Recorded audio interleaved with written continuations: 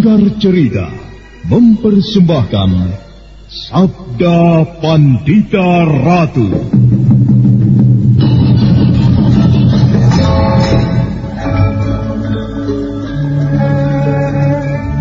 Jawablah, Ken Umang. Benarkah kau berada di belakang peristiwa ini? Tidak, Tuanku. Hamba tidak berada di belakang peristiwa yang baru saja terjadi.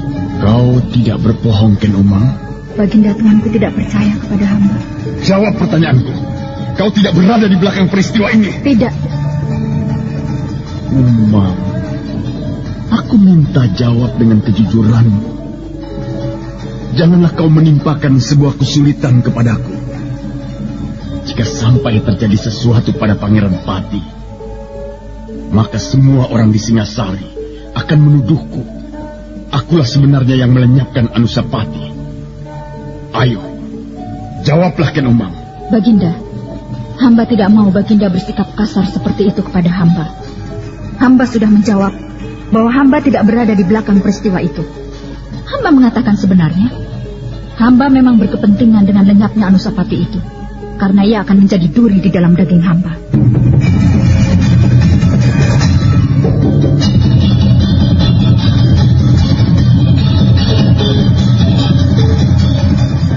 Sabda Pandita Ratu, sebuah kisah penuh dilema, tragedi cinta anak manusia, perebutan tahta, mabuk harta dan duniawi, serta silaunya kehormatan, di mana keangkara murkaan merajalela karena dendam yang membara.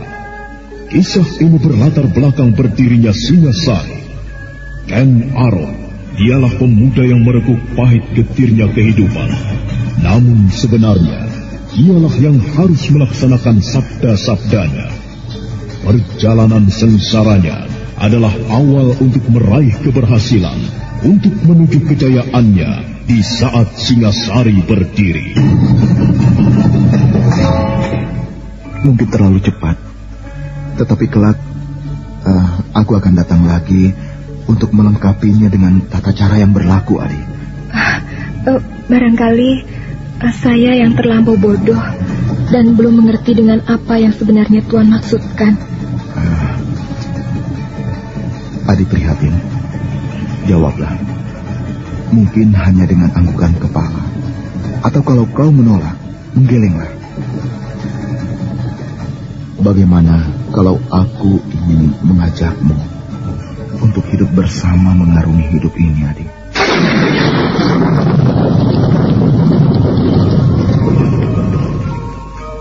Sabda Pandita Ratu. Naskah ditulis oleh Pondra Swastilangit, diolah oleh Agung Bahrodi, didukung oleh artis-artis terkemuka Ferry Fadli, Eli Ermawati, M. Abud, Ivone Rose, dan lain-lain. Teknik dan montase Ibing Arifin, dengan sutradara Dian Pertiwi. Sabda Pandita Ratu. Kali ini dalam episode ke-20 dengan judul Rembulan dan Matahari.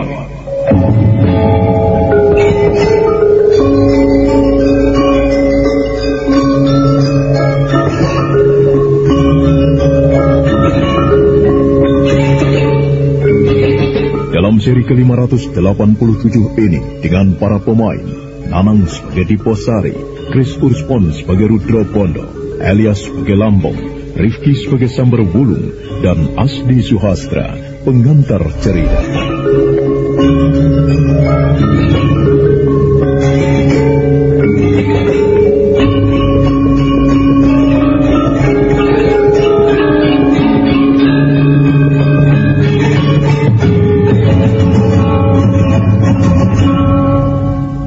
Bayangan yang tidak jelas tertangkap oleh mata Diposari itu bergerak dengan sangat cepat, menyambar keris Empu Gandring yang terjatuh di tanah, dan kemudian melesat lagi untuk kemudian lenyap.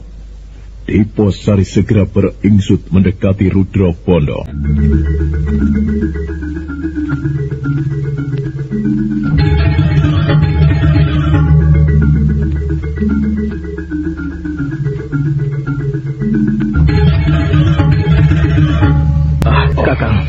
Bagaimana tanganmu?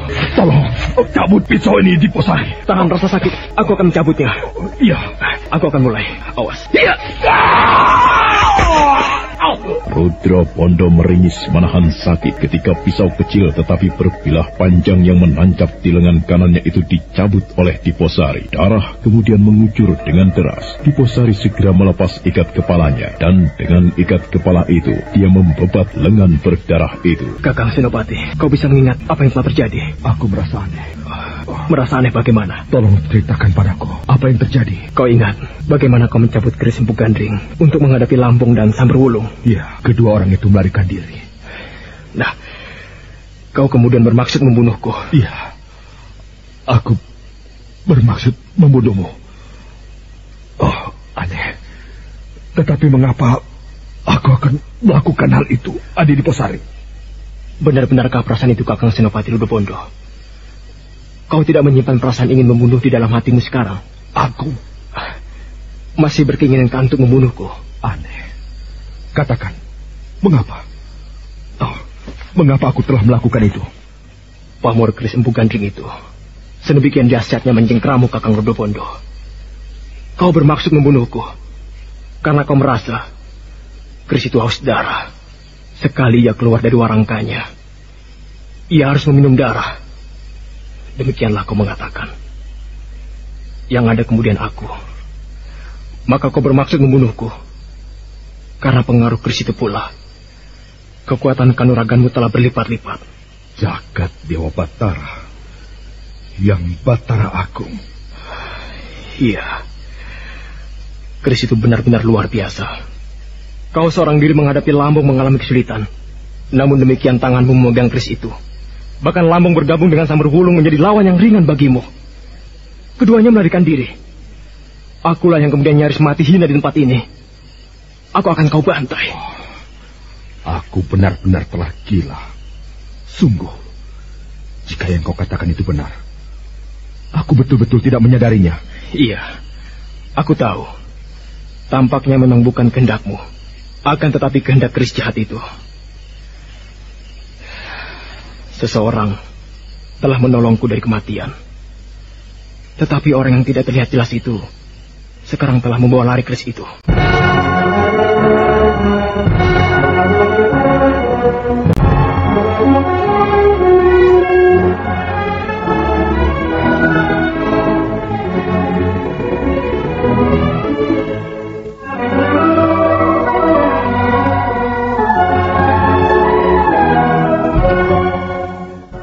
Kata-kata Diposari itu membuat dada Rudra Pondo berdesir. Keduanya kemudian bagaikan dihadapkan pada kenyataan yang pahit sekali. Keris belum bisa dilarung, tetapi pusaka itu sekarang telah lenyap. Dada Senopati Rudra Pondo berdesir ketika merasa harus mempertanggungjawabkan lenyapnya keris itu. Kau sempat melihat orang yang membawa lari keris itu, Diposari? Orang itu bergerak cepat sekali. Aku hanya sempat melihatnya sekilas. Amat sekilas. Siapa orang itu? Dan bagaimana kita harus mempertanggungjawabkannya di hadapan Baginda? Gila, mengapa perkembangan keadaan bisa seperti ini? Keris itu hilang. Telah jatuh ke tangan orang lain. Kita belum melarungnya. Dan keris itu sangat berbahaya. Pamornya telah mencengkramku hingga aku nyaris melakukan sesuatu yang tidak masuk akal. Bagaimana, Diposari? Apakah mungkin yang melakukan adalah Baginda sendiri? Baginda? Jika Baginda, apa maksudnya? Baginda bermaksud menyingkirkan kita. Mungkinkah Baginda akan menempuh cara seperti ini? Sementara ada cara lain yang lebih mudah? Masalahnya, di belakangmu ada pasukan segelar sepapan pasukan Kediri. Kiranggalampitan tentu tidak akan membiarkan apa yang terjadi padamu jika Baginda melakukan dengan semena-mena. Aku tidak yakin. Bagaimana dengan orang yang disebut-sebut sebagai Paman Aji oleh kedua orang tadi? Paman Aji? Bagaimana? Paraji Gading.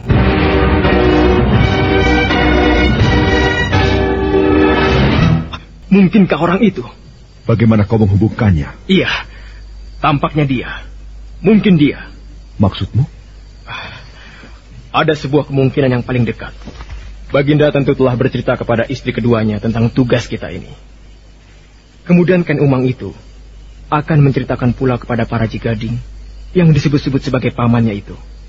Dan para Jigading yang kemudian memerintahkan kepada Lambong dan Samberwulung untuk mencegat kita dan merampas keris Empu Gandring yang akan kita larung. Nah, bagaimana? Masuk akal. Kalau begitu, siapa orang yang telah menolongku akan tetapi membawa lari keris itu?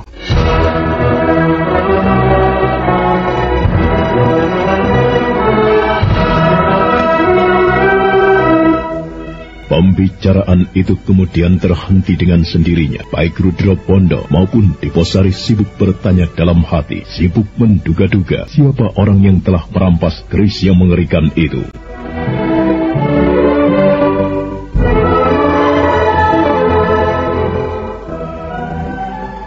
Bagaimana pendapatmu, Diposari? Apa yang harus kita lakukan? Kita harus menemukan keris itu. Kita tidak bisa kembali ke Singasari tanpa mempertanggungjawabkan tugas kita. Ya. Tetapi kemana kita akan melacak orang itu yang nampaknya memiliki ilmu kepandaian kanuragan tinggi? Bagaimana dengan tanganmu? Jangan pedulikan tanganku. Ayo, kita berkuda. Kita cari orang itu. Barangkali ia belum terlampau jauh dan kita berpapasan dengannya. Baiklah, mari.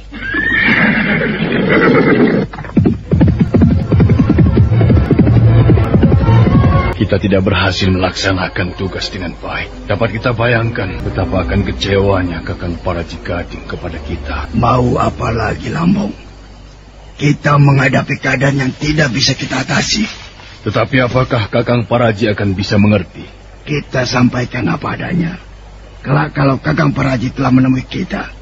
Menurutmu, apa sebenarnya yang terjadi pada senopati bernama Rudra Pondo itu? Apa maksudmu? Bukankah sebenarnya pemuda itu bukan tandingan kita? Apalagi kita berdua. Bahkan melawanku saja, Senopati Rudra Pondo itu bukan tandinganku. Keris itu penyebabnya. Betapa dahsyatnya keris itu, Kakang Samberwulung. Demikian ia memegang keris Empu Gandring. Kita bagaikan dilanda banjir bandang.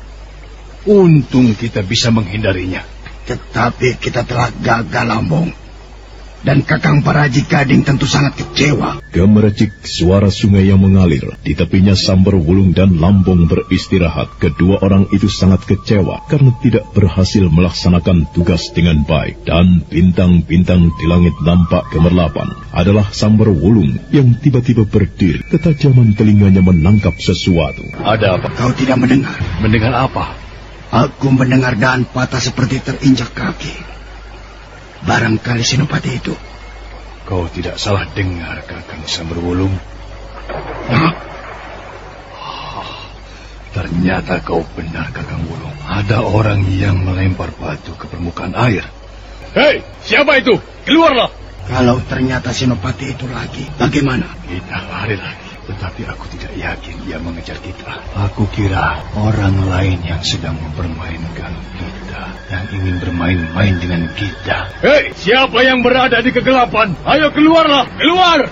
Kisanak, jangan bersembunyi. Keluarlah, lebih baik keluar dan marilah kita berbicara. Hening dan sepi, tidak terdengar jawaban. Beberapa saat Samberwulung dan Lambong memanggil dan menyuruh keluar orang yang sedang bersembunyi, tetapi ternyata tidak ada jawaban. Samberwulung dan Lambong merasa seperti sedang dipermainkan. Mereka mempertajam pendengarannya, tetapi mereka tidak berhasil menangkap sumber suara apapun, kecuali desah gerak dedaunan, serta jeritan binatang malam.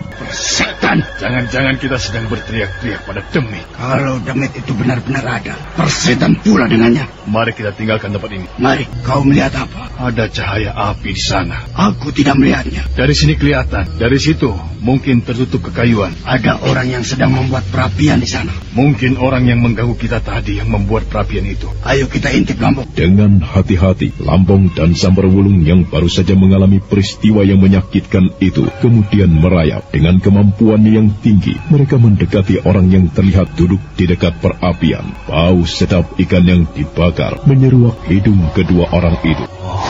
Orang kemalaman di jalan rupanya. Ia sedang membakar ikan.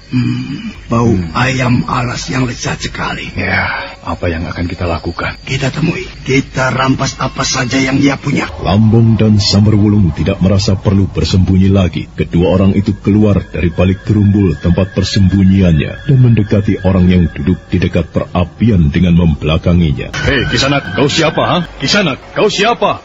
Kisanak! Budek barangkali telinganya. Hei, Kisanak, jangan kau berpura-pura bisu. Berbicaralah, atau kau menghendaki kami berdua akan bersikap kasar kepadamu. Tetap saja orang itu menundukkan kepala dan bersikap seolah tidak terjadi apa-apa. Lambung dan Samberwulung menjadi jengkel ketika orang itu menggeliat dan kemudian membetulkan jubah yang membungkus tubuhnya.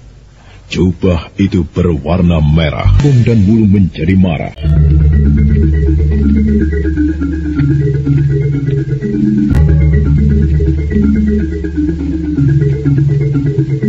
Hei, Kisanak, jawablah. Jangan meremehkan kami. Tunjukkan wajahmu. Hei, Kisanak, ayo jawab. Jangan diam saja. Jawablah. Hei, jawab. Tunjukkan wajahmu. Ayo tunjukkan wajahmu. Hei, orang sial. Rasakan ini. Kurang ajar. Demikian cepat dan kuat Samberwulung menendang orang itu dari belakang. Namun tidak jelas apa sebenarnya yang terjadi. Orang itu menggeliat menangkis. Dan akibatnya Samberwulung harus berjumpalitan menjauh. Sadar pulalah Lambung bahwa orang itu tidak bisa diremehkan.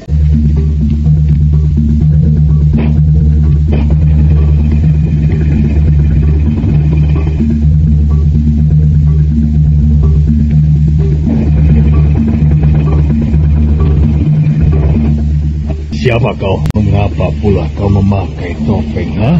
Apa salahku kepada kalian berdua? Siapa kau? Caramu bertanya kasar sekali, Kisana. Mencerminkan watak dan jiwamu yang juga kasar. Tetapi baiklah, kau bertanya, aku akan menjawab. Namaku Parajikati. Nah, siapa kalian berdua? Kurang ajar. Mengapa kau malah mengumpat? Kau bermaksud mempermainkan kami, ha? Katakan, siapa sebenarnya kau? Sudah aku katakan, aku adalah Parajikati. Kau pikir kami percaya dengan ocehanmu itu? Nampaknya kalian berdua sudah mengenal nama Parajikati. Kami mengenalnya dengan baik, dan jangan mencoba menggunakan namanya. Baiklah, aku akan mengaku. Namaku ada dua. Dua? Iya. Jangan kau bercanda. Apa maksudmu, ha?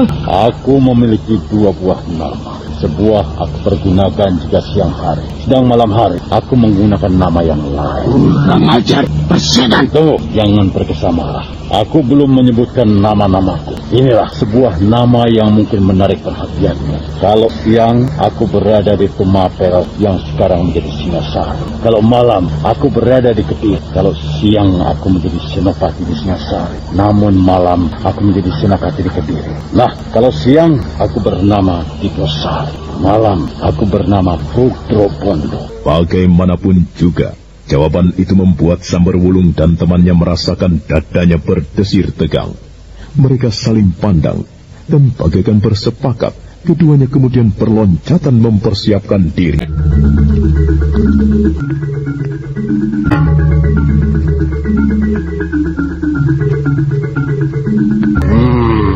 Rupanya dua nama yang aku sebut itu begitu berarti bagi kalian berdua, ha? Siapa sebenarnya kau, Kiai? Bukankah aku sudah menyebut kedua namaku? Jangan kau anggap kami ini anak kecil. Ayo, bukalah jati dirimu. Buka topeng yang menutupi wajahmu itu. Tunjukkan kepada kami siapa kau. Bagaimana kalau aku akan menunjukkan sesuatu kepadamu? Sesuatu yang sangat penting. Apa maksudmu? Lihatlah, apakah benda ini tidak menarik perhatianmu? Keris Empuk Gandring.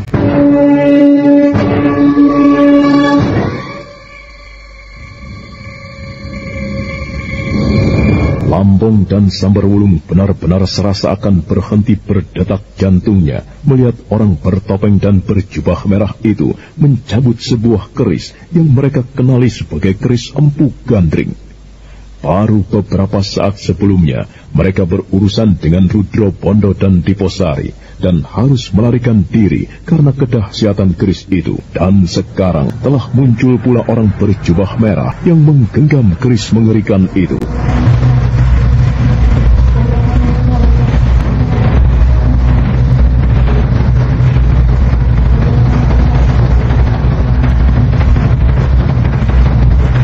Nah, Bagaimana? Kau terkejut sekali melihat keris ini? Kenapa? Kau... benarkah kau Senopati Rudra Bondo? Bukalah topengmu Kisanak. Menilik suaramu. Kau sudah tua. Kau bukan Senopati Rudra Bondo. Akan tetapi baru saja keris itu memang berada di tanganmu. Baiklah, aku akan membuka topengku. Nah, inilah aku. Hah? Kakang Paraji Gading? Benarkah ini Kakang Paraji? Oh, Jagat Dewa, ternyata kau Kakang. Oh, gila, kau telah mempermainkan kami. Hampir copot jantungku. Tapi, bagaimana kau bisa merebut keris itu, Kakang Paraji? Benarkah aku adalah Paraji Gading? Kenapa? Apa maksudmu? Perhatikan baik-baik. Benarkah aku adalah Paraji Gading? Aneh sekali pertanyaanmu itu. Ini hanyalah salah satu dari sekian banyak wajah yang aku miliki. Nah, aku masih mempunyai wajah yang lain. Lihatlah, wajah siapakah ini?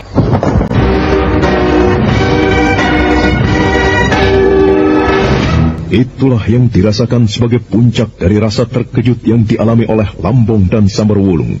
Wajah yang semula adalah wajah Paraji Gading itu telah berubah sama sekali. Wajah itu bagaikan pinang dibelah dua dengan wajah Samberwulung sendiri.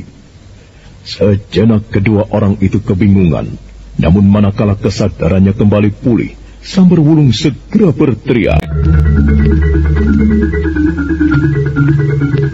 Lambung, lari! Mau kemana kalian berdua?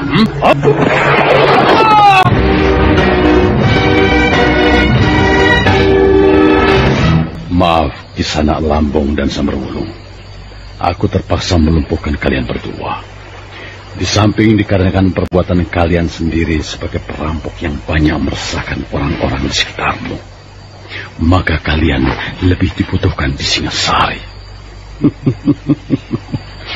Besok orang-orang di Singasari, termasuk Paraji Gading, akan terkejut menemukan tubuhmu tergolek tanpa daya di sana. Keparat! Jangan mengumpat. Berdebat. Siap. Sudah aku katakan, jangan mengumpat. Aku tidak senang.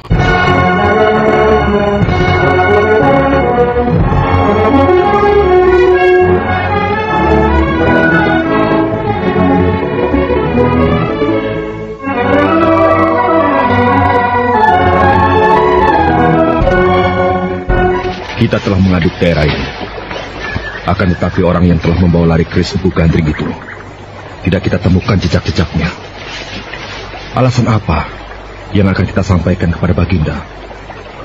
Dan betapa kecewanya Baginda karena kita tidak berhasil melaksanakan tugas itu. Adalah bukan tugas yang berat, tugas yang sederhana. Hei, Diposari, kau mendengar apa yang kau katakan? Apa? Gila! Aku berbicara panjang lebar itu. Kau tidak mendengarkan? Oh. Kau berbicara apa? Sia. Maaf Kakang. Aku sedang memikirkan sesuatu. Aku tidak mendengar apa yang kau katakan. Demit. Kau memikirkan apa? Mungkin kita bisa melanjutkan perjalanan kita dan akan mendapatkan keterangan dari seseorang. Maksudmu? Sang Penembahan Dwi Payana yang tinggal di kaki Gunung Gangsir itu bisa memberikan petunjuk kepada kita.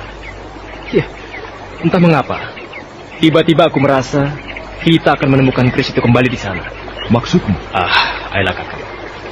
Jika kita berkuda terus tanpa berhenti, maka tengah hari kita akan sampai di sana. Ayo. Tunggu. Jangan kau buat aku penasaran, Diposari. Apakah kau akan mengatakan bahwa yang merampas keris itu adalah sang penembahan itu? Kakang Rudobondo, ada sesuatu yang seperti menyentak-nyentak di dalam hatiku. Aku tiba-tiba merasa bahwa kita akan mendapatkan petunjuk kepada sang Panembahan. Ayolah, bukankah semula kita memang telah menentukan tujuan, singgah kepada Epokan Dandang Kendangga sebelum naik ke puncak Gunung Peluk? Baiklah, ayo. Kakang, bagaimana dengan lukamu? Aku mencoba untuk tidak memperdulikannya.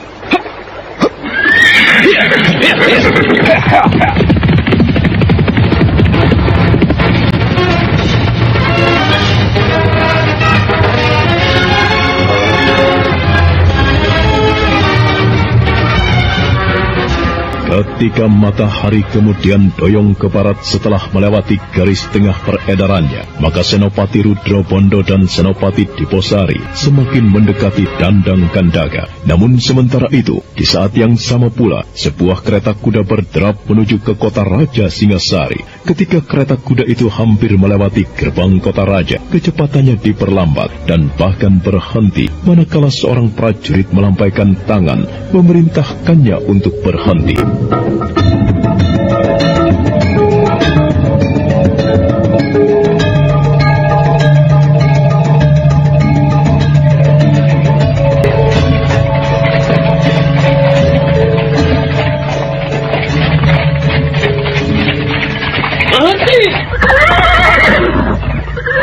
yang kau bawa itu? Tawanan, Tuan Prajurit. Tawanan? Apa yang telah dilakukannya? Hamba tidak tahu, Tuan Prajurit. Hamba hanya mendapat perintah untuk menyerahkan kepada Tuan Prajurit Singasari. Siapa yang telah memerintahkanmu untuk menyerahkan kepada kami? Tuan Senopati Diposari dan Senopati Rudrobondo, Tuan. Senopati Diposari Rudrobondo? Benar, Tuan. Kedua senopati tersebut yang melumpuhkan kedua perampok ini. Saya diperintahkan untuk membawa kedua tawanan ini ke istana, Tuan. Tetapi, benarkah keduanya perampok? Benar, Tuan. Ia adalah Samberwulung dan Lambo. Dua perampok yang sering menggegerkan itu, Tuan. Hei teman-teman, adakah di antara kalian yang mengenali kedua orang tawanan itu? Para prajurit yang semula berdiri di bawah gardu berloncatan turun dan memperhatikan dua orang tawanan yang tubuhnya terikat tali jangat. Salah seorang di antara prajurit itu ternyata mengenalinya. Benar. Jadi, kelompokku yang dulu pernah berurusan dengan orang ini. Aku masih ingat wajahnya. Ia memang benar perampok bernama Lambong.